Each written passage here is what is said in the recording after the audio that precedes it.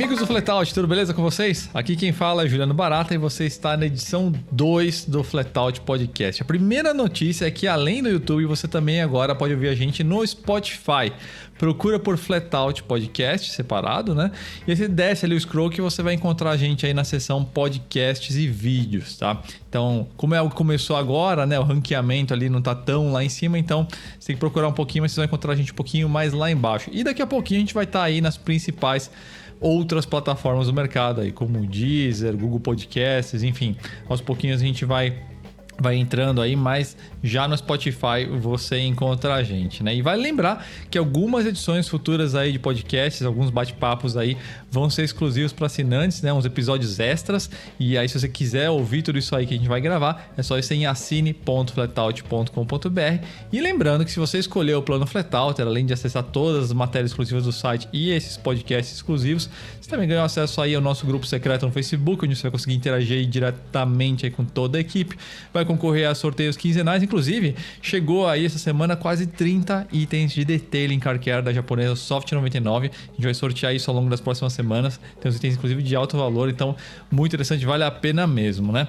Falando em semana, nessa semana a gente tem alguns assuntos bem interessantes para comentar. Mas antes, uma boa tarde aí nos nossos amigos de Cockpit, Léo Contesini, Dalmo Hernandes e Marco Antônio Oliveira.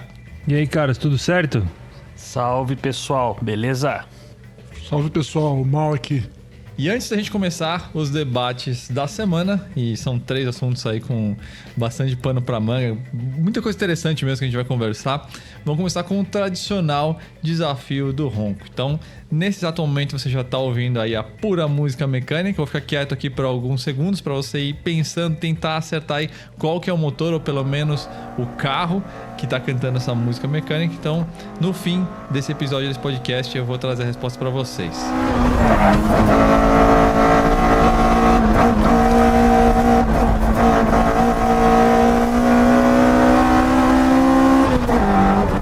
Se você quer uma dica, e é complicado dar uma dica sem entregar muito, eu vou usar um termo aqui, underdog, né?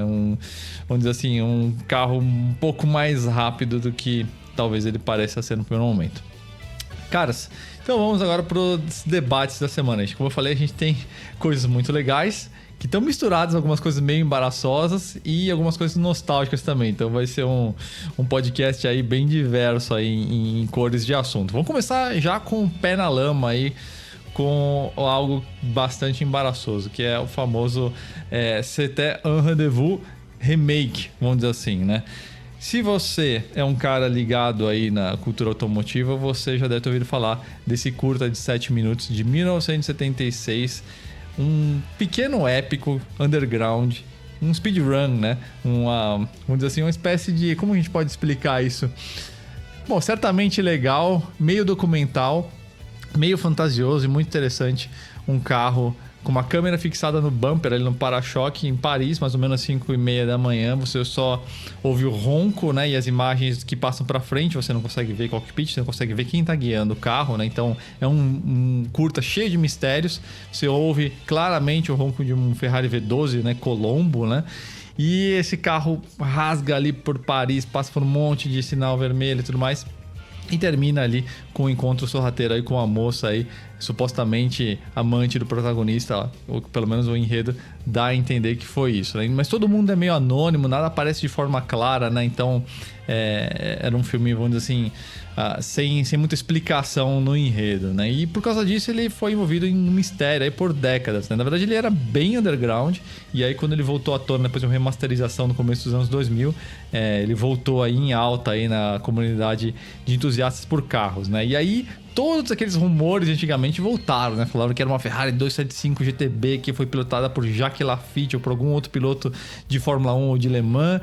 E, na verdade, era um Mercedes-Benz 450 SL guiado pelo próprio Lelouch, Claude Lelouch, que foi dublado com o ronco de uma Ferrari V12. E cá entre nós aqui, tenho quase certeza que esse ronco aí foi extraído da Ferrari do ator pilotada, né, por Jean-Pierre Sarti, ou que era o ator Yves Montand no filme Grand Prix de Frankenheimer de 66, porque o ronco é idêntico, né? Mas enfim, esse é o original. Aí 44 anos se passaram Corona, pandemia, quarentena, GP de Fórmula 1 cancelados.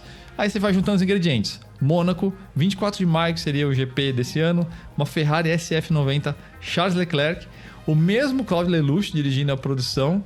Então você tinha todos os ingredientes para fazer algo épico, que pegasse todas as marcas superesportivas no contrapé, que marcasse a cultura do automóvel, aquele negócio que viraliza décadas depois do acontecimento, né? E o resultado foi de arrepiar mesmo, mas foram os cabelos errados, porque poucas vezes eu senti tanta vergonha alheia quanto assistindo esse vídeo. E eu nem lembro onde vi esse comentário, tá?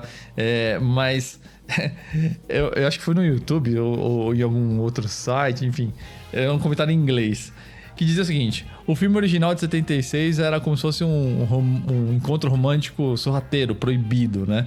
E essa versão nova da Ferrari é como se fosse um blind date arranjado pela sua mãe junto com a sua tia num chá da tarde. E uma outra descrição possível, essa veio na minha cabeça mesmo, é como se uma versão do Clube da Luta fosse dirigida pelo staff da Malhação. Enquanto eu tomo meus remédios aqui, pego o fôlego aqui, Mal, solta o verbo aí, começa aí com esse incrível, nada incrível CT2. Eu conheci o Rendezvous, né, muito tempo atrás, quando ainda era totalmente underground, né? Quando eu vi aquilo, cara, é difícil até de explicar o que foi aquilo pra mim. Aquilo, eu chorava de ver aquilo, eu vi umas 15 vezes. Era um negócio, um colega meu me arrumou um VHS daquilo, não sei de onde ele arrumou, alguém mandou pra alguém que... Cara, era um negócio... É muito difícil pro pessoal que nasceu já na internet entender isso, mas naquela época... Que época foi? Quando foi? Cara, isso foi nos anos 80. Caraca! Foi nos anos 80 quando eu vi a primeira vez. E assim, sabe o que eu sabia daquilo? Nada, só o que eu vi na tela. O onboard não era um negócio comum na época, né? Nada comum. Eu nunca tinha visto nada parecido com aquilo, cara. Aquilo, meu queixo caiu, eu fiquei catatônico, besta ali. Minha mãe falava, para de ver esse negócio, moleque. Eu lá assistindo aquilo direto, assim. Aquilo ali era um negócio incrível pra mim. Aquela Ferrari fazendo... Tudo bem, aí depois eu soube, muitos anos depois eu soube, tudo. A mágica toda foi pro saco, né? Todo mundo me explicou exatamente como é que foi dublado, mas pra mim ainda é aquilo real, entendeu? Aquilo era um negócio real. Pra mim aquilo alguém tinha gravado num dia mesmo numa Ferrari 275 GTB ou alguma Ferrari, porque o barulho era de Ferrari. Isso dava pra entender, que o barulho era de Ferrari. E ouvindo você falando, até eu fiquei arrepiado, tentando me colocar no seu lugar. Imersivo pra caramba, né? Demais, cara. É um negócio que a gente não tava acostumado, gente. Eu nunca tinha visto. Eu acho que nunca, mesmo depois... Porque depois o negócio... Tem mais isso também, né? É o primeiro. Você tava falando lá que ele é o primeiro desse tipo, né, cara? Depois tiveram muitos outros deles, mas eu acredito que esse é o primeiro, né? Pelo menos o primeiro que foi distribuído, né? Era um negócio assim... E pra mim ele é muito assim, é um negócio que... Aí os caras fizeram de novo, eu falei, pô, né, deve ser legal. Mesma coisa que você pensou, né? Quando eu vi aquilo, cara, pelo amor de Deus, um negócio assim falso, mal feito, sem graça, cara. O barulho baixo, não tinha uma derrapagem, nem que fosse falsa, né? Mas criar um clima, né? Não tinha clima, esse que é o negócio, não tinha clima. Não sei se você lembra, mas o Rendezvous original, ele começa com barulho e tudo escuro. E no pontinho, ele tá num túnel. Aí ele sai do túnel e começa a subir uma saída pra fora pra cair pra dentro da cidade. Cara, é o clima. Você já começa, você já arrepia. Ele vem construindo, né, a expectativa. Né? Isso. O Dalmo, durante a semana, quando a gente tava falando sobre esse... Puta, falta até a palavra pra descrever o que é esse negócio. Esse negócio, cara. Eles usaram o carro errado. A Ferrari usou o carro errado. Sim, a Ferrari usou o carro errado. Por que não usam uma Ferrari clássica, cara? Cara, usasse a Roma, a lindíssima Roma, que acabou de sair, sei lá. Também, mas mais do que isso, eles não podiam usar um carro turbo, porque o ronco fica muito abafado. Eles têm um V12 em linha. Então, na 812 nota... Superfast, meu. Faz Sim. um barulho arrepiante, meu, aquele carro. Na nota do 0300, quando a gente falou que a gente deu a primeira notícia de que estavam gravando tudo, ainda não tinha saído o carro, não tinha saído as fotos saíram logo depois. Eu falei que provavelmente, como dessa vez não precisa dublar, eles iam fazer com uma 812 Superfast, porque ela é o Grand Tour, tem a suspensão mais confortável em tese, né? E não precisa dublar, é um V12 aspirado de 800 cavalos, pô. Animal, É animalesco. o V12, né? É o V12. E é o V12 old school, né? Já começa errado. Os caras estão em casa, conhecem os produtos e não, mas vamos pegar a SF90 porque ela precisa de mais mídia, ou seja, qualquer outra razão corporativa que enfiaram num carro que não tem ronco. Aliás, Muita Vamos reunião chamar pra de fazer Príncipe esse filme. Albert. Muita reunião pra fazer esse filme. Ah, Muita o Príncipe Albert. Não, esse é meu momento favorito, né? Não. Aquela parada perto do Cassi. Eu não consegui assistir esse vídeo 2 vezes, porque Não, a dose de vergonha ali foi alta por causa desse momento, dessa paradinha. Total. do Príncipe Albert. E aquelas pessoas com aquela palminha de aristocrata, sabe? Com uma mãozinha fica parada e só as outras ficam batendo Ai, assim. meu Deus. Meu Deus do céu. Sim, Não, ninguém aquilo pode foi horrível. aparecer mais que o monarca, né? Ninguém pode aparecer mais que o cara. Ficou, tipo assim, é uma sequência de constrangimento. Revoltou a gente muito mais que a grade do M4. Ah, sem dúvida. Não, e tem um detalhe, falando um pouco de linguagem, assim, né? De cinema, pô. O encanto do original são duas coisas, que vamos dizer assim, o fator meio proibido, né? E a falta de explicação, né? Cara, você não precisa mostrar que é o Charles Leclerc, você não precisa explicar que é o Príncipe Albert, não precisa aparecer aquela floresta, não precisa aparecer ninguém, caramba. Sim, tinha que ser igualzinho. subentendido. Tinha que fazer igual. Pega uma GoPro que seja, põe no para-choque da 812 e não explica nada, só solta o negócio, não coloca nem legenda, não coloca nada. Faz um negócio, cria um mito em torno do negócio, né? Podia ter feito isso. O mistério aí vale muito, eu acho, nesse tipo Exato, de filme. e me assusta porque foi o próprio Claudio Lelouch que fez. Cara, Não pode isso. ele fez por dinheiro. Essa. Então, eu falei a minha Os caras teoria pra pagaram lá, vocês. falaram, vamos pagar tanto pra você fazer de novo. Faço. O que vocês Então a querem gente que eu coloca o seu nome, não tem nenhuma liberdade criativa, mas a gente vai pagar bem. Não, beleza, pode. Ou então ele entrou querendo fazer um negócio bom e eles foram capando ele não quis sair até o fim, sei lá, por algum motivo. Mas o fato é que... Ô, gente, deixa eu fazer uma pergunta. Vocês chegaram a ver aquele que foi feito pelo Kidston? Pelo Simon Kidston em Roma? Ele fez um também. Não. Esse é um assunto... Esse aí vocês podiam ver... Eu acho que eu passei pra vocês, não passei? Um que eles fizeram em Roma também no coronavírus, que o cara tava entregando um pacote médico. Era uma caixinha com uma cruz vermelha, né? Era um pacote médico. Ele faz... Não é que nem o Rendezvous original, mas é muito melhor já do que esse daí. O Kidston é um cara que vende carro antigo na Inglaterra, né? Ele tem um canal no YouTube, né? Ele faz uns vídeos bem legais. Ou seja, foi um vídeo amador, mas já melhor do que... O da Ford legal. foi legal. O Bom, da Ford também- foi um pouco melhor. Tipo, tinha 1 minuto e meio só, mas foi mais fiel. E a Ford, que nem gostava da Ferrari na época.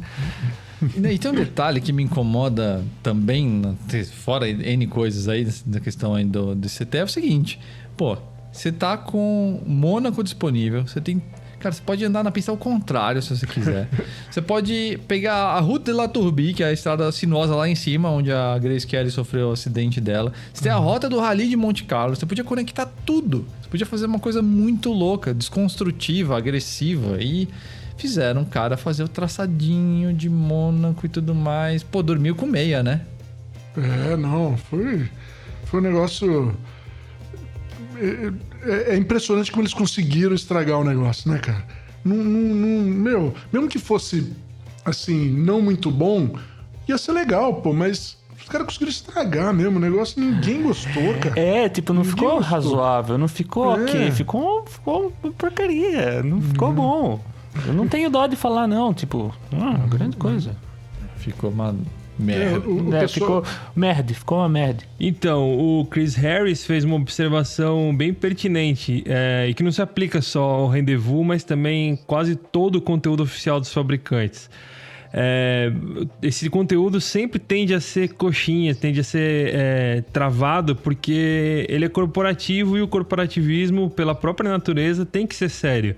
Então ele tira um pouco a leveza das coisas, tira a graça das coisas. Ele não poderia fazer um running por Mônaco porque a galera ia apontar o dedo para Ferrari. Olha, Ferrari estimulando isso. E então o resultado é aquele negócio constrangedor. De certo, eles tiveram que pedir autorização pro príncipe, né? Aí o príncipe tem que aparecer, fazer a média com o cara, fazer a social. Aí ficou aquela coisa, o pessoal na escada aplaudindo. Aí o príncipe dá aquele toquinho de cotovelo do coronavírus. Aí ele tá com uma cara de... Dentro do carro, ele faz cara de quem não tá acostumado a andar com piloto. Aí tem aquela troca de buquê constrangedora que não faz sentido nenhum. Eu acho que o principal pecado disso é não ter um roteiro. Parece que os caras colocaram um monte de câmera no carro, saíram filmando e... nossa, ficou... Vamos fazer um remake. Ficou, tipo... Podia ser uma vinheta do Amaury Jr. que ninguém ia perceber a diferença, cara. É muito embaraçoso. Bom, acho que basicamente foi...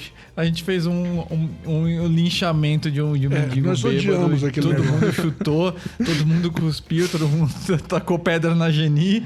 Terminou com de direita no queijo. E jogou bosta na Geni. E agora vamos pra... Eu adoro essa música, cara.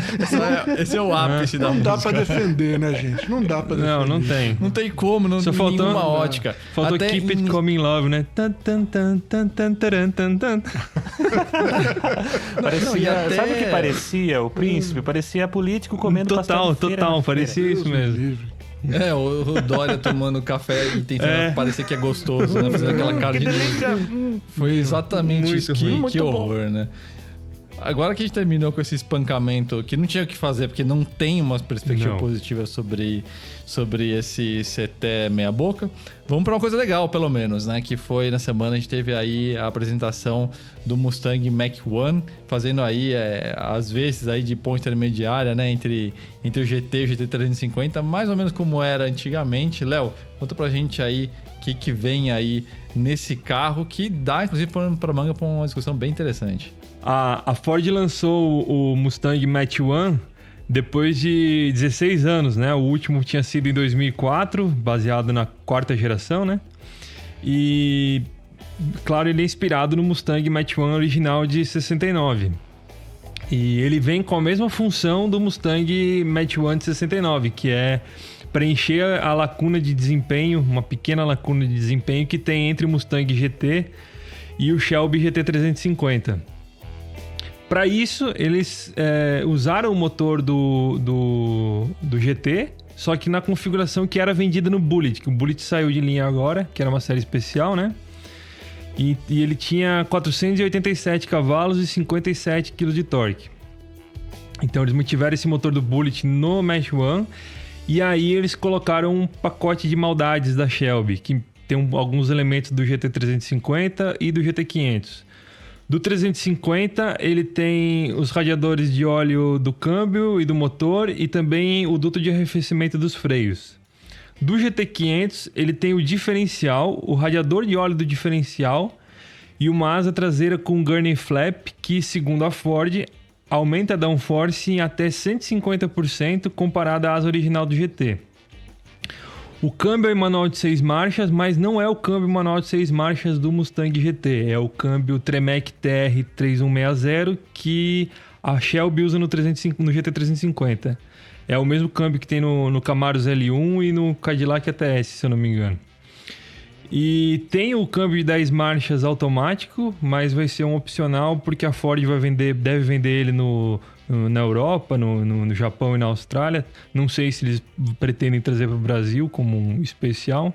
Ele não é tão mais caro que o GT, se não me engano, ele é 10% mais caro só. Então é um carro que, baseado no preço do GT no Brasil, sairia por 420 mil no máximo.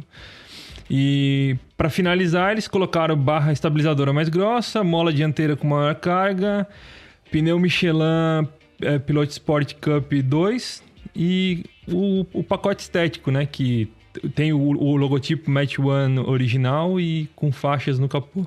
Cara, o que eu acho legal desse carro é que assim, fizeram uma versão bem heavy duty do GT, né? Então, carro para você usar, espancar Sim. e abusar, né? Então, porra, ele não tem assim, vamos dizer assim, ele não tem o motor lá de virabrequim de plano simples, né? Do GT350 e tudo mais, né?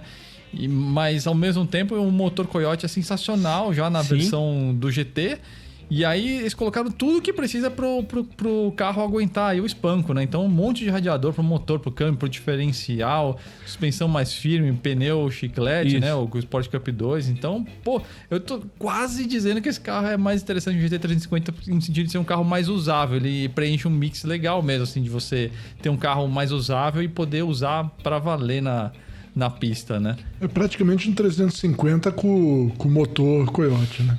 Ele É bem isso, né? E fica até sim, mais sim. parecido com o 350 Ele original em conceito. é um hot né? rod de fábrica, né? O tipo de carro que a gente faria na garagem, por exemplo. É bem legal. Isso que é uma coisa muito louca, porque a gente ouve aí, eu vi aí o Léo descrevendo o carro, a gente vai ficando com água na boca, assim, faz meio acelerado, assim, meio né? legal. E, cara, é uma coisa louca como... E uma coisa que a gente pincelou, né, no último podcast, como os americanos estão virando meio que o último reduto aí dos entusiastas, né? Os carros Então, esportivos aí, quem que diria? a Ford... quem diria, né, Dal? Pô, e assim, ó, eu vou dizer, o mesmo, cara, GT350, meu, dá uma olhada nesse carro, cara, mesmo um passo além. O que ele, porque assim, ó, de desempenho, eu acho que esse carro aí vai, você pegar numa pista, vai ser diferença de piloto, cara, para um GT350 e ele. Porque já tá quase lá. Se um piloto bom e melhor do que o outro ali, já mata a diferença. dúvida. Mas o legal do 350, cara, é que é um motor feito quase que não é pra dar mais potência, é pra ser mais legal. Pra ser mais legal de dirigir. Porque é aquele motor de, tipo, com um quesinho de Ferrari lá, né? Aquele negócio de o barulho, o jeito, o subir e baixar de giro violentamente, assim, né? Como se não tivesse volante, né? Porra, meu. Quem ia imaginar que os americanos iam fazer isso, cara? Eles estão fazendo ali. Um carro que não é caro. Sim, Pra enquanto americano. isso, a gente vê lá do outro lado do Atlântico o contrário, né? Restrições cada vez maiores, carros cada vez mais sedados, seguindo aí ou se curvando, né? As restrições. E enquanto isso a gente tem não só... Porque tem esse lado do front, vamos dizer assim, né? As receitas mais sofisticadas, né? Que estão aí com o Mach 1, com o GT350. E a gente tem os carros extremamente roots, né? Que nem o Dodge Challenger, que é fabricado há 375 Não, anos. e você viu né? que... Não sei se vocês viram a cabine a foto da cabine do Mach 1. Ela tem a costura do banco inspirada no clássico e tem um material diferente no painel. E é um negócio legal pra cacete, assim, porque é uma cabine bonita, é uma cabine que faz pensar assim, puta, eu tô num Mustang super foda, mas ela não é retrô. Ela não precisou ser aquele retrô meio brega que tinha aquele retrô estereotipado que tinha no Thunderbird, no PT Cruiser, no próprio Mustang 2005, né, 2006, o de quinta geração. Que ficou um pouco caricato depois de um tempo. Você olha assim, é um carro moderno, é um painel moderno e é mesmo assim, e ele é como se fosse o design do Porsche 911. Ele não é retrô, ele é o Porsche 911 sem ser retrô. E esse interior do Mustang ficou um negócio na mesma pegada, na minha opinião, né? Ficou um negócio altamente desejável. E a Ford tem que fazer isso, né, com o Mustang, porque o Mustang é o que a Ford tem o que sobrou agora pra dele, né? gente. Então, eles têm, se não for bom, cara, eu acho que eles vão conseguir salvar o Mustang assim do ostracismo, se for o último Mustang, como a gente tá acostumado, vai ser um belo do encerramento pro ciclo de vida aí dele. E foi uma bela resposta interna também, né? Porque eles deram um susto também os entusiastas com o Mach E, né? Ou I, enfim. Então, acho que foi legal. Tudo bem que acho que são dois departamentos separados que são como se fossem dois planetas diferentes ali dentro da Ford, né? Mas é bom a gente saber, né? Que tem um lado entusiasta batendo forte ali, né?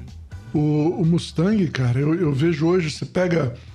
Cara, por que um cara precisa de um Aston Martin quando o cara tem um Mustang hoje em dia? Porque é parecido agora, né? Então, Já tá velha essa piada já. Não, mas é porque antigamente, cara, um Aston Martin era um... Qual era a diferença de um Aston Martin antigamente? Eu tenho essa mania de ficar falando de antigamente, né? Mas antigamente, a diferença de um Aston Martin para um Mustang, os dois andavam igual já naquela época. mas um Aston Martin era muito mais sofisticado. Ele tinha freio nas 4 rodas, tinha suspensão dedilhão traseiro, o motor tinha 4 comandos, era um carro mais sofisticado. Hoje, cara, dá uma olhada no Mustang GT 350, Shelby. O que ele deve para algum carro esportivo europeu de primeira? Mesmo. Nada. Nada. Tanto que hoje é uma discussão mais cultural e geralmente calcada num certo eurocentrismo, né? Do tipo, os europeus jamais serão, né? Os americanos. Mas esse povo que critica finge que o carro não existe, porque, caras, o que esse carro tá fazendo na pista, a geração anterior já tava fazendo na pista. Esse carro, geração anterior, já andava igual a M3. Esse carro já tá melhor. Então, assim, e acabamento agora, não dá pra falar nada também. Então, qual que vai ser o ponto aí que o pessoal vai pegar no pé desse carro? Não tem mais. E ele é muito mais barato. Eles falavam da suspensão de carroça, né, na traseira. De eixo daí rígido. acabou.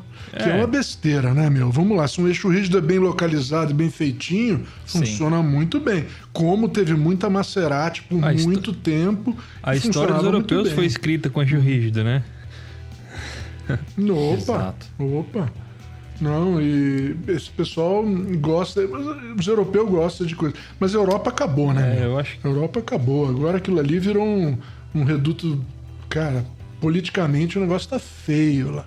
Então, é americano mesmo que a gente tem que confiar pra continuar fazendo carro pra gente, viu, gente? Challenger! E Challenger, né? Que é o carro feito da mesma geração há 575 anos e que continua sensacional. Sensacional. É aquilo, né? O cara que compra um Challenger, pra mim, ele é o carro mais bonito ainda dos três. E é o carro que mais tem atitude. E te digo mais, tem na chave dos três, ainda tem chance de ser o carro que eu pegaria, mesmo sendo o pior dos três disparado. O carro eu não tenho nem dúvida, Juliano. Sim, com certeza. Nem dúvida, pô. Aquilo... Tanto que o Challenger, eu não sei agora como é que tá esse ano. Se bem que esse ano é um ponto fora da curva, né? Mas o Challenger, ele era o único dos Muscle Cars que tinha se mantido estável em vendas. Porque o Camaro subiu e caiu absurdamente. O Mustang vem caindo aos poucos, mas o Challenger, ele se manteve. Quer dizer que as pessoas ainda estão escolhendo ele tem um público fiel e eu acho que tudo isso se resume também porque americano é marqueteiro, né? Americano sabe vender coisa. Então... Sim. E o trabalho de brand que eles fazem com a Dodge é sensacional. É incrível, sensacional. Né? E tem o Charger ainda, né, gente? Que é de 4 portas, é a mesma coisa, entre aspas, mas é um carro de 4 portas que dá pra levar a família e, cara, tem agora até Charger wide body, Puta coisa esse maravilhosa. Esse é o que eu pegaria. Mais do que o Charger. Parece... A Dodge tá assim... cagando pro que os outros estão achando, né? Estão fazendo e vamos fazer do nosso jeito e que se dane e dá certo pra caramba. E o público adora. Eles acharam o público deles e... eles preencheram o nicho, né? Tem que continuar. Cara, isso aí, gente, é que eu acho que é os caras espertos de verdade estão fazendo isso. Eu vou bater o meu tambor. Tá todo mundo querendo ir pro lado. Vamos tudo, eu quero ser politicamente... Eu quero fazer assim, eu quero fazer... Quero agradar o mundo inteiro ao mesmo tempo. Quem tá batendo o seu tambor é quem vai sobreviver. Tô chutando aqui, lógico, é a minha opinião, mas a Chrysler... Agora vamos ver se a Dodge não vai estragar esse carro se acontecer, como era previsto, né? Dele utilizar a plataforma George da Alfa Giulia, que é sensacional. É só vestir esse carro, essa mesma pele numa plataforma melhor que você tem o melhor muscle car da história. Não inventem de refazer a roda, né? É isso aí. Exatamente. É isso aí. Que foi o que a Chevrolet fez com o Camaro, meu Deus do céu, né? Camaro, infelizmente. Não, eu acho ainda um puta carro, cara. Mas comparado aos outros dois, né? Aí que tá, cara. Tecnicamente, eles são muito equivalentes, mas assim... como é que eu vou explicar? Assim, emocionalmente, os Mustang e depois, muito acima, os Dodge estão muito mais legal, né, cara? Cara, eu acho que em termos, assim, de projeto, até estético mesmo, o Challenger tá no extremo, o Mustang tá no outro e o Camaro tá ali no meio perdido. É o que eu vejo, assim, fazendo uma análise meio superficial. E pra mim é entre Challenger e Mustang o negócio. E são duas propostas bem diferentes. Sim. Mas vamos passar aí para o próximo assunto. Então, pelo menos uma notícia boa, né? Depois do susto que a Ferrari deu na gente. Agora de falar uma coisa que não tem tanto a ver aí com as notícias da semana, mas que é um papo que acho que todo entusiasta já pensou. Manda aí, Mal, manda bala aí na próxima pauta. Essa semana aí, eu acho que quem acompanha a gente aí pelas redes sociais e tal, percebeu que o Juliano vendeu um carro dele. Um carro muito legal, por sinal. Que eu não cheguei nem a conhecer, meu. Eu queria muito ter conhecido, adoro esse carro. Mas ele vendeu o Prelude dele, né? E eu nem vou nem falar de mim, porque eu tenho uma longa história de um monte de carro aí que eu me arrependi de vender, que eu não devia ter vendido. Vendi porque precisava vender, ou por alguma situação na vida aí, e acabei vendendo. Mas eu queria saber do Juliano, o que te levou a vender esse carro aí? Você não tem medo de se arrepender, não? Porque era um carro meu, cara. É um carro que já tá ficando um negócio especial, raro aí, meu. Eu olhei aquilo e falei assim, pô, pena que eu não comprei. Cara, assim, nessa discussão, eu acho que... Assim, eu acho que faz um pouco do processo de amadurecimento da vida como entusiasta, né? Tem algumas batalhas que é melhor a gente assumir que a gente não tem condição de ganhar, né? Então, quando eu comprei o Opala, eu confesso que por um breve momento eu pensei, bom, vou ter os dois carros e vou ter dois carros legais. Na hora que você começa a fazer as primeiras projeções de custo e começa a pôr a mão no bolso mesmo, você já vê que não dá pra fazer isso. E aí aí você tem que escolher o que vem no gut, assim, né? Que vem ali nas suas vísceras, né? Então, recapitulando a história, né? Eu tinha um Dodge Dart, tinha um projeto legal, tal, um monte de peça importada e não sei o que. Vendi tudo aí, botei no flatout, né? E aí, antes disso acontecer, eu tinha comprado o Prelude para manter ele meio original, né? Só que quando eu vendi o Dodge, as peças dele, eu falei, bom, já que você é o único filho que eu tenho agora, então você vai ficar meio um projeto. Aí que o carro começou a ganhar uns upgrades e tudo mais. Mas no fundo sempre tive essa coisa aí mais de carro antigo, né? E não precisa ser carro americano, não. Na verdade, eu tenho um problema bem sério com o Alfa Romeo, né? Inclusive o Henrique, aí, que lá do acervo, eu conversei bastante com ele, até de alguns carros aí, de Spider, de GTV... que tá aí é uma perna muito longa aí pro meu bolso, né? Mas só pra voltar aí à sua pergunta, Mal, cara, não dá pra gente falar pelo futuro, né? Assim, pode ser que eu me arrependa muito. É um carro que ele tá, vamos dizer assim, na baixa hoje em termos de mercado, mas eu tenho certeza que é um carro que vai pegar preço e que vai ser cada vez mais reconhecido, porque... cara, assim, acima desse carro em termos de tesão, assim, na Honda, só tinha o NSX na época, né? Lógico, você tem os Civics VTI, tem os Type R, né, da vida. Mas Juliano, são carros bem mais simples, né? O seu era com direção nas 4 rodas, né? Era um 4WS. A ideia é tanto que, por muito tempo, a ideia era fazer ele com motor K20, mais moderno e tal. Mas depois eu simpatizei com a ideia de criar um carro que só tinha no mercado japonês, que era o H22, né? VTEC com 4WS. Porque nos Estados Unidos tinha que escolher. Ou era 4WS ou era VTEC, né? Então o meu era 4WS com motor H23, que não era VTEC, né? Pode ser que me arrependa, né? Acho que essas coisas só o tempo que vai dizer. Mas, no fundo, assim, meu coração sempre bateu mais forte pela ferrugem mesmo, né? Pelos carros mais antigos. Então, muita gente não entende, né? A gente teve até uma galera que se exaltou aí nas redes sociais. Exaltou bastante, né? Mas é aquilo, né? Quando você tem uma situação dessa, tem vários carros, ou a possibilidade de escolher um deles, ou a necessidade de escolher um deles, não é o melhor que você vai escolher. Você escolhe o que você gosta mais. Aquilo que mexe mais contigo. Então, porra, querer racionalizar qual que é o melhor carro... Uma pessoa dessa, sabe qual conclusão ela ia chegar? Pô, eu vou comprar um Onix então, 1.0 turbo. Porra, carro muito melhor. Faz tudo melhor, faz mais curva, bebe menos, não vai dar despesa. É melhor como carro. E aí, né? Mas então compra um Uno. Um Uno. Eu sempre vou falar compra um Uno em todo podcast. O Uno é a solução básica para todo mundo. Mas deixa eu te falar, o Juliano, eu não sei se você sabe, mas o Leonard John Cancel Cartwright, aquele barbudo judeu ortodoxo em inglês, que é assim, eu vou dizer para vocês, é o meu ídolo em termos de escrever. Somos dois. Então, ele era um entusiasta louco, ele teve Preludes em série, né? Ele teve até morrer, ele morreu com Prelude, né?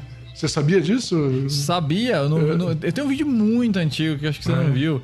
Que eu falava por que eu comprei um peluche com a AWS, um dos motivos era justamente a escolha dele. Que legal, cara. que legal. E que ele tinha uma reportagem, acho que.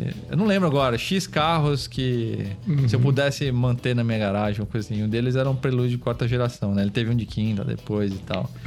E o carro é fantástico mesmo, não tenho o que falar. Aquele carro com motor VTEC ia ser um carro. Então, assim, eu acho que pode ser que me arrependa em algum momento, né? Mas que a conversa é até essa, né? E queria ver com vocês aí, na real. Porque sempre tem duas coisas que apertam aí o nosso coração, né? Na vida de entusiasta. Carros que a gente perdeu a oportunidade, seja porque a gente snowbou, ou porque não tinha condição, ou quase tinha condição na época e depois não deu mais. Carros que a gente perdeu a oportunidade e carros que a gente vendeu e se arrependeu. Quem começa aí? Trazendo as dores do passado. Eu começo porque ele é vergonhoso, mas eu admito isso. Faz uns... Quem leu o site já ouviu essa história antes. Faz uns 15 anos, talvez um pouco menos, um pouco mais, eu não lembro ao certo. Eu e meu irmão, a gente começou a correr atrás de Kombi Corujinha. Não era valorizada, ninguém queria naquela época, né? E apareceu uma Kombi Clipper 6 portas. A gente já conhecia a Kombi 6 portas porque a gente já tinha visto uma sendo usada na feira de Taubaté, quando a gente passou férias lá na casa da minha avó. E meu pai já tinha falado dessa Kombi também, uma Kombi 6, que existia a Kombi 6 portas. Mas a gente nunca tinha visto a Clipper. E como não tinha fórum, não tinha nada pra gente buscar na internet, a gente morava lá em Santa Catarina, era difícil ter informação. Ninguém sabia dizer pra gente se essa Kombi era original ou não. A gente foi na concessionária, perguntou pra concessionária, ninguém conhecia aquela Kombi. E a gente achou que era uma corujinha que tinha sido batida e mutilada, né? Alguém tivesse feito, montado a sexta porta, misturado as duas. E a gente deixou passar essa Kombi. E aí depois, com o tempo, a gente descobriu que existiu essa Kombi, é uma baita de uma Kombi rara. Saiu pouquíssimas Kombi 6 portas Clipper. E hoje, sei lá, acho que a Kombi de 50 pau fácil. Era uma Kombi que a gente deixou passar por 7 mil reais. E ela tava inteirinha, né? Porque eles vendiam ela como Kombi táxi, né? Então ela nunca carregou peso, esse tipo de Kombi. Porque ela não tinha a porta, ela tem uma coluna B, né? As portas são divididas por uma coluna no meio, então você não tem como colocar caixa grande dentro dela, então não amassa o assoalho, não estraga nada. Então ela é uma Kombi inteiraça, 6 portas, raríssima, por 7 mil reais. A gente deixou passar por pura falta de conhecimento. Mal, desenterra aí do seu baú. Eleja um aí. Eu não vou contar aqui, porque senão eu vou ficar 3 horas, mas rapidinho. Berlingo, Citroën Berlingo verde, teto solar de lona elétrico e 4 portas, raríssimo. Só teve de 2000 a 2001. Eu comprei sem saber, depois descobri, é raríssimo. Do primeiro dono eu comprei, cara. Tive 2 anos esse carro. Melhor carro que eu já tive. Sério, melhor carro que eu já tive. Por que eu vendi? Eu só tinha 2 carros na época a gente comprou essa casa que eu moro hoje, e quando a gente comprou, a gente rapou o tacho, né? Vendeu todos os carros que tinha.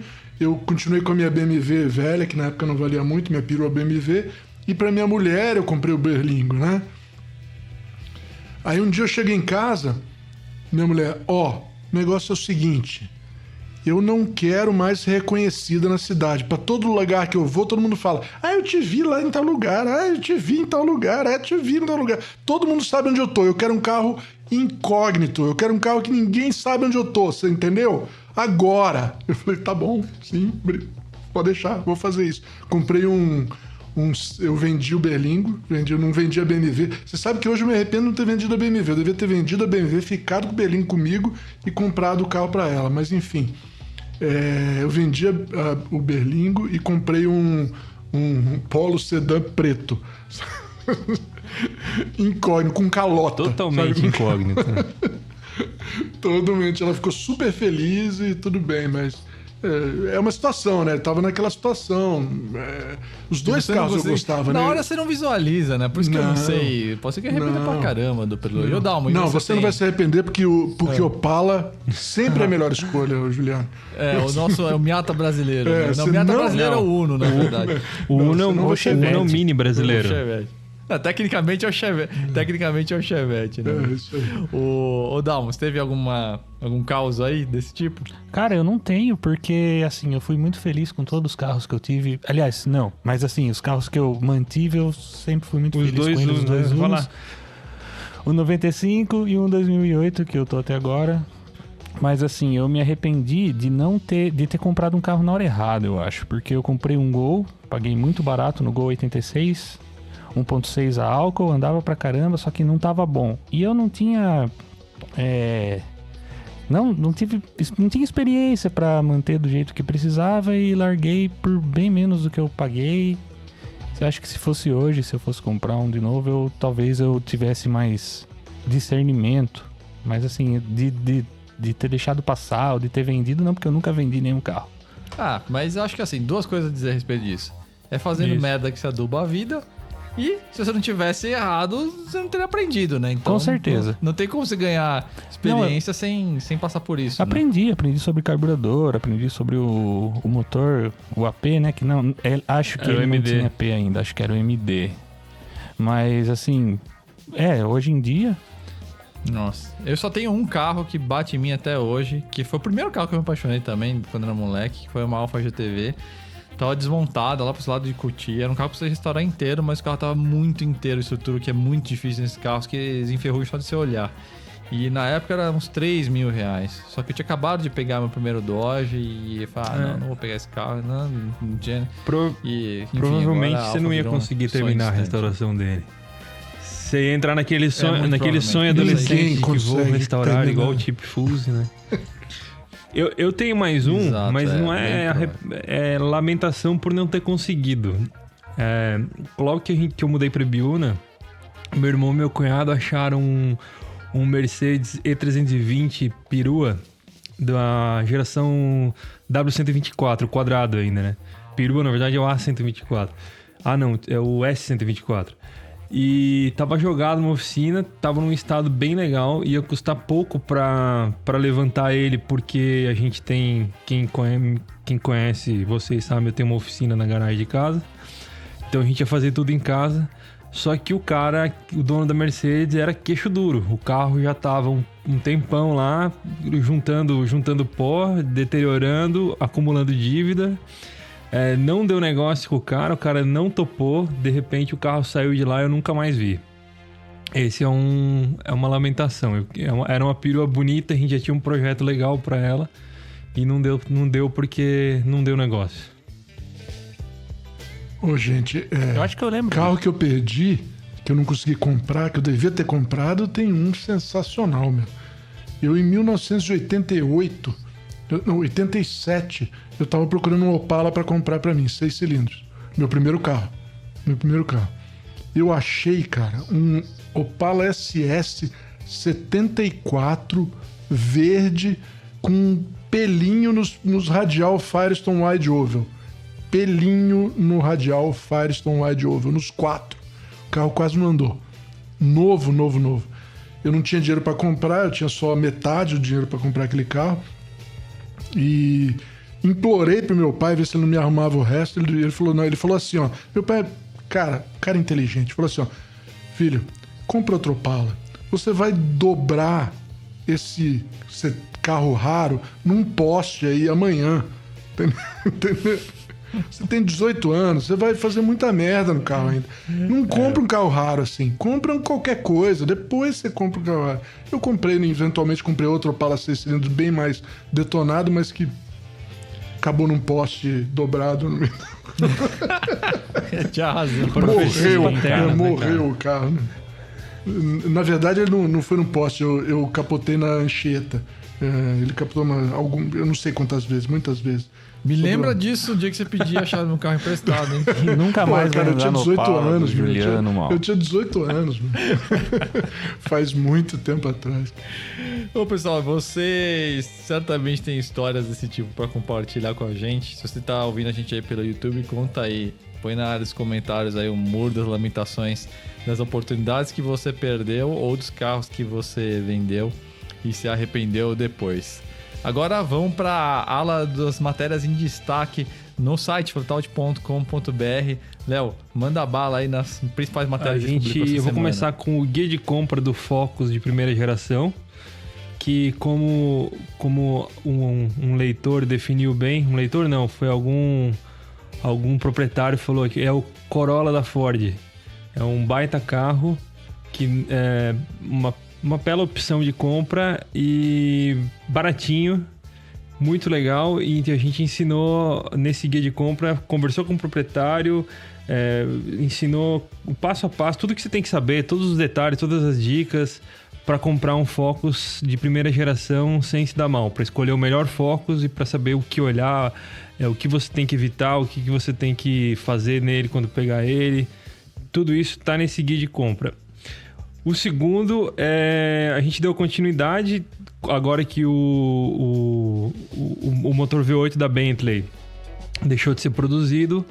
Tem um motor mais antigo, um novo motor mais antigo ainda em produção. E aí eu fui atrás disso, procurei todos os motores que estão em produção, a idade deles, e a gente listou quais são os motores produzidos há mais de 20 anos. E surpreendentemente tem um monte. E um deles está num dos carros mais legais do Brasil. Para saber, é só acessar a matéria. Boa.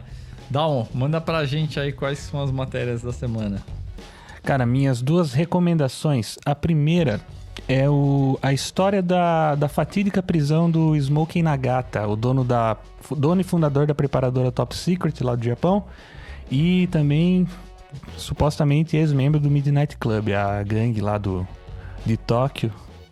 E tem muita coisa sobre essa história aí que o pessoal fala, porque ele foi convidado para quebrar um recorde de velocidade em vias públicas na Inglaterra e foi preso e foi banido por 11 anos de visitar o Reino Unido. Não foi bem assim, o cara conta como que foi a história, é bem legal. E o outro post é um que foi publicado ontem, que é sobre a evolução do Gran Turismo, desde do primeiro de 97 até o Gran Turismo Sport, que pra mim, assim, tem um peso muito grande, Gran Turismo, no meu gosto por carros, então eu gostei bastante de fazer essa matéria e acho que vocês vão curtir também. E é legal que quando passa por evolução, você revive muita coisa, né? Acho que todo Sim, entusiasta... com certeza. Eu sou viciado em nostalgia, eu não posso... Se eu puder viver de nostalgia em vez de comida, eu vivo. Então, eu gosto de fazer esse tipo de matéria e acho que vocês vão curtir também. Tem bastante vídeo, bastante curiosidade, é bem legal. Muito legal. Marco Antônio Oliveira, quais são as matérias que você recomenda aí de sua produção na semana? Bom, essa semana eu fiz uma matéria que eu gostei muito sobre o Hans Metzger. O Hans Metzger, todo mundo sabe, morreu recentemente, né? E eu fiz uma matéria, na verdade, não é exatamente sobre ele, né? Mas sobre o envolvimento da Porsche na Fórmula 1. Desde o comecinho, a história começa com uma historinha bem legal de um dia em Nürburgring, que selou aí o futuro da Porsche na Fórmula 1. É bem legal, eu gostei de fazer, de achar essa história aí. E assim, toda a história da Porsche na Fórmula 1 tem um dedo de Hans Metzger, né? Então é uma história legal de um engenheiro, um dos ídolos meus aí, foi bem legal de escrever. A outra matéria, eu acabei de publicar, hoje é quinta-feira, né? Eu acabei de publicar uma entrevista com um amigo meu, que é o Alexandre Garcia, né? O famoso ogro do Cerrado. O Garcia é um cara, único aqui no Brasil, um cara que é um hot rodder daqueles de raiz mesmo. Ele mexe em qualquer carro, qualquer motor. Eu já vi ele abrir um motor que ele nunca viu na vida, abrir assim. Um colega meu tava com um problema com o motor, Ele abriu na hora ali onde a gente tá. Não, calma aí, abriu, a gente tá aberto. E ele, isso aqui tá resolveu o problema. Ele é um mecânico que, como eu nunca vi. E eu fiz uma entrevista com ele há algum tempo aí. O coronavírus atrapalhou um pouco a publicação dela, mas está saindo hoje. Eu gostei muito de fazer. Confere lá que vocês vão ver por que o Garcia é um cara especial aí. E, aliás, o Alexandre Garcia foi um dos principais colaboradores aí da história do Flatout, né? Entre vários que a gente tem. Ele, por exemplo, a gente tem o guia de construir um Opala 8, né? Por muito tempo o Alexandre Garcia era o cara, e é ainda, né? Na verdade, a principal fonte de informações para quem quiser colocar um V8 350 no Opala. A gente fez um guia bem completo disso. Procura pelo Google mesmo, o guia completo do Opala 8, vai encontrar essa nossa matéria. Ela é restrita para assinantes, né? Dentre outros especiais sobre o V8 e Dodge. E a coisa sempre impressionante no Alexandre Garcia, além, né, desse conhecimento hands-on, né? O cara é uma enciclopédia, né? Sobre detalhes técnicos, especificidades de motores, né? Então é o tipo de cara que tá ficando cada vez mais raro no mundo, né? Mesmo entre os entusiastas, né? Eu falo na matéria. Um amigo nosso falou que o Garcia devia ter um estenógrafo andando com ele o tempo todo para registrar tudo que ele sai da boca dele, porque é tudo informação da mais alta importância, ele joga para todo mundo como se não fosse nada. Ele é o cara. O Garcia, você é o cara, meu. Não, o cara é sensacional mesmo. E muito legal a gente poder retribuir um pouquinho de tudo que ele fez pela gente, não só pelo site, mas pela toda a comunidade de entusiastas, né? Mostrando um pouco da história dele mesmo, né? Então, essa é uma matéria realmente que é bem legal aí. Pessoal, vamos então agora pro bloco da Rádio Flatout. É um novo nome aí, vocês viram já no episódio anterior, né? A gente tem umas recomendações de música e agora a gente deu um nome para esse quadro que é Rádio Flatout. Você vai conseguir encontrar muito em breve no Spotify, procurando por Rádio Flatout. Agora, nesse momento, você procura, talvez você não encontre, porque nessa busca não tá ranqueada ainda, né? Um usuário novo que a gente criou ali para subir essa playlist, né? Mas logo vai estar disponível para todo mundo lá no Spotify. E aí vai ser bem legal, porque cada um de nós dá uma recomendação de música e a gente tem gostos diferentes, mas tem alguma coisa em comum ali. Então vai ficar realmente como uma rádio, você jogar ali no Shuffle, ou se você quiser montar sua própria playlist, pegando ali, fazendo um cherry picking, né, como os americanos dizem, escolhendo suas favoritas, vai dar coisa muito legal. Então, vou começar com a minha recomendação. Eu dei uma roubadinha, na verdade, aí na inspiração do Dalmon, né, que ele comentou sobre Gran Turismo. E aí eu fui lembrando das coisas e dos Gran Turismo que eu joguei muito, né? Então, a minha recomendação de hoje é uma das minhas bandas favoritas, inclusive, que é o Garbage. A música chama As Heaven Is Wide, pertence ao primeiro álbum deles, que é homônimo, chama Garbage, de 95. O álbum cor-de-rosa. Foi exato, com aquela pelúcia, né, rosa na capa. Foi o álbum que cravou, né, aquele hit Only Happy When It Rains, que todo mundo conhece. Mas essa música, As Heavens Wide, é sensacional. Tem pegada meio electronic underground, mais dark, assim, né? Bem típica de clubes de música eletrônica, né? Meio lado B, assim, nos anos 90. E casa muito com direção. Naturalmente, a gravidade vai atuar com mais força no seu pé direito. Então, toma cuidado aí quando você for escutar essa música. Léo, qual que é a sua recomendação? Então, a minha recomendação tá levando muito em conta esse negócio de influenciar o peso do pé. Então, eu peguei uma música que eu costumo ouvir de noite, porque eu sempre dirigi muito de noite, tarde da noite. E eu ouvia muito ela porque eu tinha os 2 discos dessa banda no carro. Era o Something's Got to Give do Beastie Boys. Essa música é do Check Your Head, o terceiro e melhor disco deles. E o outro disco que eu tinha dentro do carro era o Pose Boutique, que são 2 discos que eu acho muito parecidos. Eles se distanciam um pouco daquela zoeira do primeiro disco deles. Tem uma pegada meio alguma coisa de acid jazz, eu acho, muito baixo, muito instrumento real. E essa Something's Got to Give é uma música totalmente para fazer uma ambientação quando você está dirigindo de noite, devagar, com a janela aberta. Essa é a minha recomendação da semana. Dalmo, qual é a sua? Então, eu também fui atrás de músicas do Gran Turismo, até para escrever o post eu coloquei uma playlistzinha lá com a trilha sonora.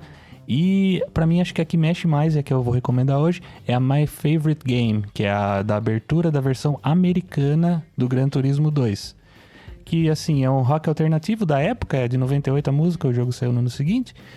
E é do The Cardigans.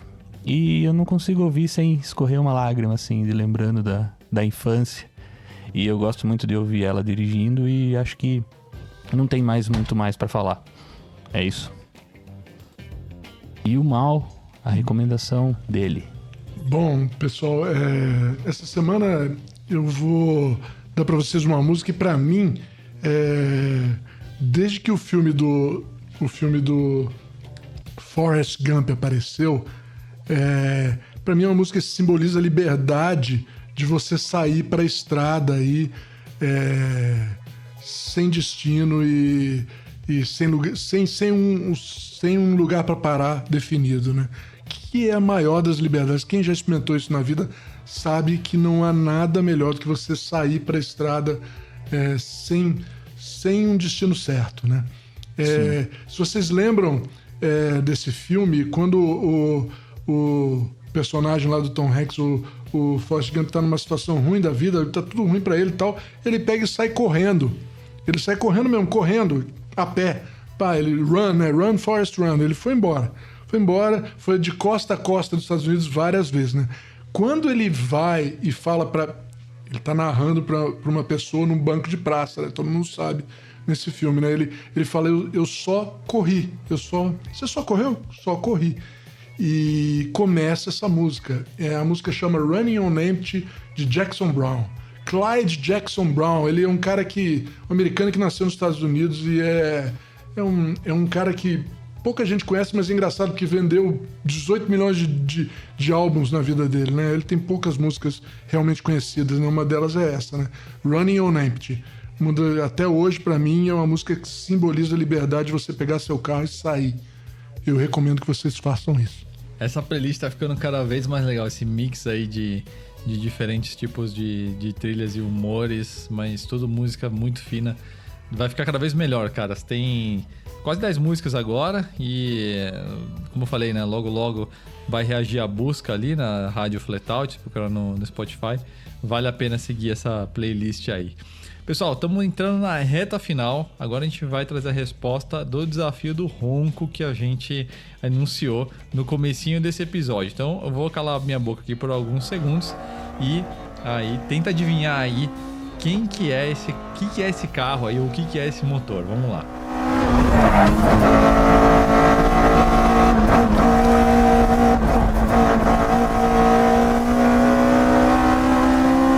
Quatro cilindros, girador, com certeza com corpos de borboleta individuais, né? Tem aquele ronco bem característico. Agora, que carro é esse? Caras, esse é nada menos do que o Toyota E86 Trueno, de ninguém menos do que o próprio Keiichi Tsuchiya. Esse carro não tem mais o motor 4AGE, né? Ele tem um motor meio híbrido ali, um misto quente, né? Um bloco 7AFE da TechArt com cabeçote AE111, 1.8 litros, 230 HP, aspirado, música pura mecânica, dinâmica cortante desse carro. Então, se você acertou, meus parabéns, que eu não ia acertar nunca, mas é um canto sensacional desse motor. Então, pessoal, é isso. A gente vai chegando aí ao fim dessa segunda edição do podcast. Não esqueça de deixar nos comentários lá, se você está acompanhando a gente pelo YouTube, de coisas que você gostaria de ver a gente discutindo, o que você está achando, coisas que você gosta, coisas que vocês não gostam. E agradeço muito aí a audiência de vocês. Um abraço, pessoal. É isso. Até semana que vem. Obrigado, galera. Valeu vocês também pela conversa. Sempre muito bacana. E até a próxima. Pessoal, obrigado aí por aguentar a gente por esse tempo todo aí. Um abraço e obrigado pela audiência. Cláudio Leluxo, você não deve um vídeo melhor. É isso aí.